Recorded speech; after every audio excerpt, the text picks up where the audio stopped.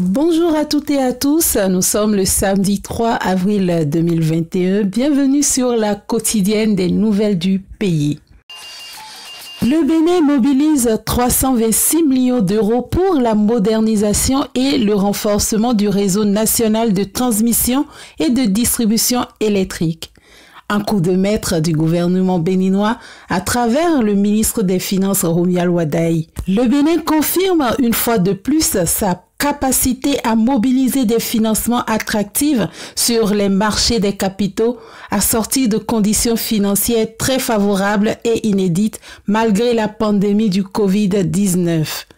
Ces fonds mobilisés permettront le financement du projet d'accès durable et sécurisé du Bénin à l'énergie électrique PADSBEE, qui représente l'un des projets phares du programme d'action du gouvernement.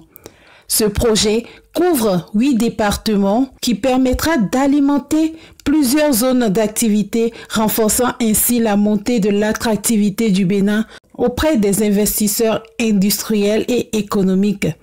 Pour une durée de 36 mois, les travaux confiés à la société Vinci Énergie portent sur un ensemble d'ouvrages de transport et distribution de l'énergie électrique. En somme, le contrat porte sur la fourniture et la construction de 1000 km de réseau de distribution d'énergie en moyenne et basse tension, ainsi que le raccordement de plusieurs milliers de foyers béninois.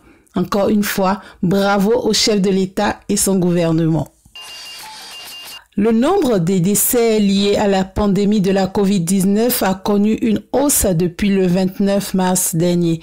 3 nouveaux cas de décès se sont enregistrés, faisant passer le compteur de 90 à 93. Rappelons que les cas de contamination au Covid-19 passent à 7313 cas, dont 6770 cas de guérison.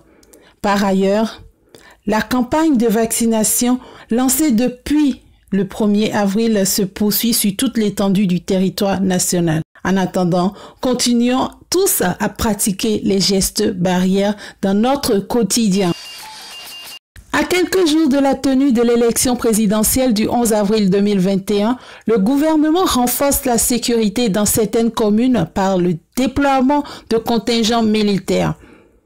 Le ministre de la Communication et de la Poste, porte-parole du gouvernement, Alain Orunla, explique que c'est dans le but de sécuriser nos frontières et localités sensibles et surtout pour éviter les troubles dont notre pays a été victime dans un passé pas si lointain que le gouvernement a choisi d'anticiper. Il continua en nous donnant le cas de l'agression de notre compatriote Ganiou Soglo il y a quelques semaines.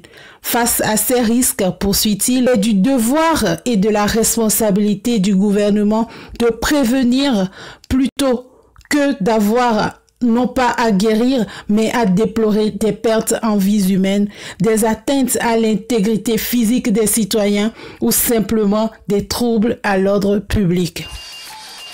La campagne présidentielle continue dans tout le Bénin.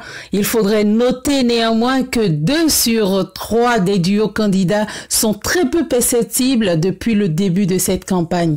Certainement que leur élan se retrouve aujourd'hui noyé et étouffé par les réalisations sur le terrain du président candidat à sa propre succession, Patrice Talon. Avant de terminer, n'oublions pas que la paix reste et demeure la première richesse de notre pays.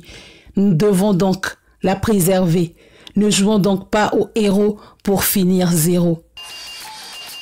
C'était la quotidienne des nouvelles du pays. Merci de nous avoir suivis. N'oubliez pas de vous abonner pour pouvoir suivre les prochains numéros et de partager et liker également. À demain!